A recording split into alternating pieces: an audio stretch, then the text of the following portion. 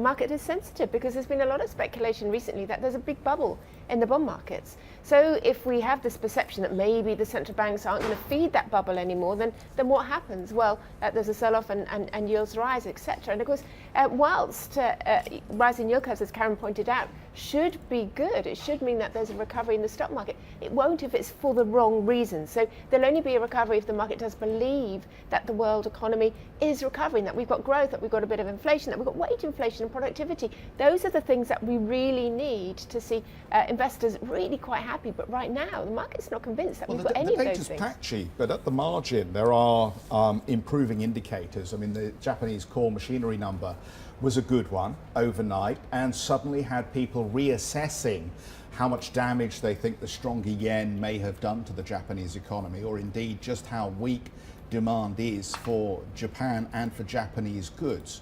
So there are pieces of data that you can hang your hat on if you want to build a positive growth story for 2017. Yeah, but you'd be quite brave, wouldn't you? I mean, certainly there have been better Japanese data. For instance, wage data in Japan actually was better too. The upward revision in Q2 GDP was encouraging too. So there have been some nice bits of data. And actually, one thing that I would say though is that we talk about the yen strength, and yeah, you know, at 102 or wherever we are, that is a relatively strong yen.